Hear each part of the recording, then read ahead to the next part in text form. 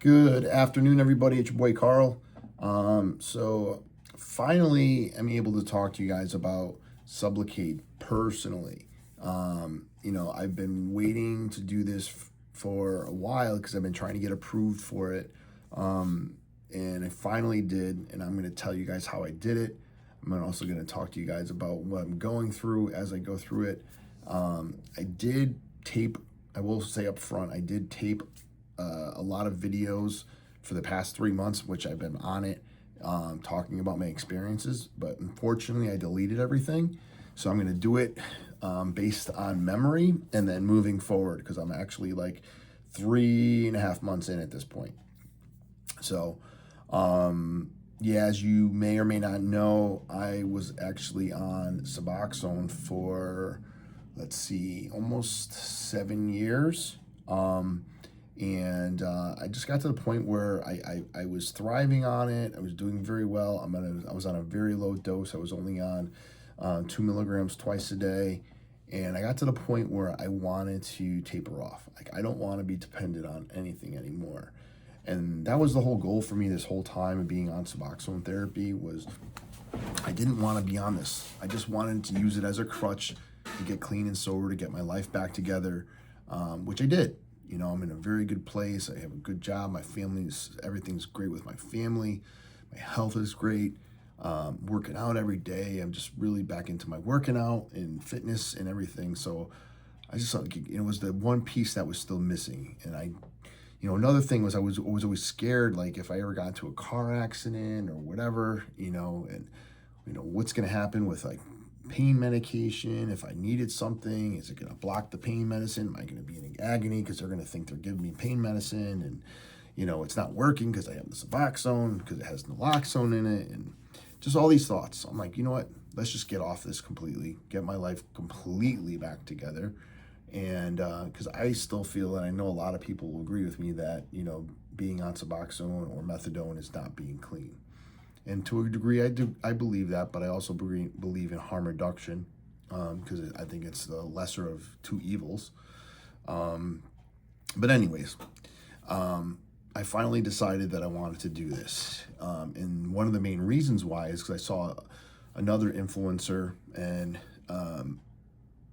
hopefully his story was true, but he said that he got off of Suboxone using Sublocade and he had little to no withdrawal symptoms. And I'm like, well, sign me up because that's what I want. My biggest fear is having this, the same withdrawal symptoms I had with opiates I would with Suboxone because obviously it's an opiate as well. So yeah, I finally made that decision to do it. Now, for those of you who don't know what Sublocade is, it's a long-acting injectable form of buprenorphine. So the active ingredient of Suboxone minus the naloxone, which is the opiate blocker. It does last about a month, so it lasts about 30 days. It's very expensive. Most insurance companies do not cover it 100%. Some of them do with stipulations. I had a decent commercial insurance plan, so I wanted to go the route of getting it covered. So first I had to see if I was a candidate for it. I went to my doctor. We agreed that I would be a great candidate for it because of my compliance over the past 7+ years with Suboxone. I was at a point in my recovery where I was strong enough that I could probably do this change without any issues. So we did the lab tests. I had to get some labs done to see if my LFTs, my liver function, were okay, and they were. My liver enzymes came back low and within normal limits, so there's no hepatic dysfunction. And got a baseline CBC just to make sure everything else was okay, and it was. But then we had to get it approved by the insurance, so that was the tricky part.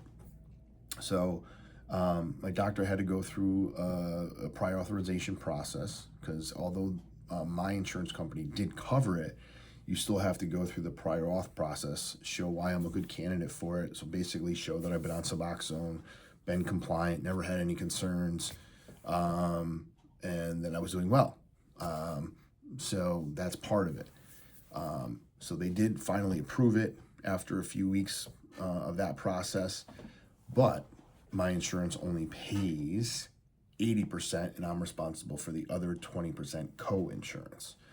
So you're thinking now, okay, well, it's not too bad. Well, the product is anywhere from $2,500 to $3,500 a month.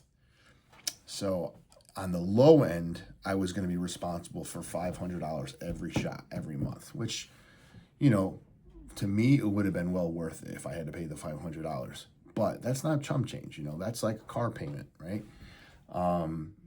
So I decided that, you know, I was going to look to see if there's any other options. Sure enough, the manufacturer of Sublocade has a program where they will do a copay or co-insurance waiver. So if your insurance covers part of it, they'll cover the difference, like what your out-of-pocket would be. In my case, that would have been $500 a month, or 20%. And they were like, we'll do that. So they gave me a copay card.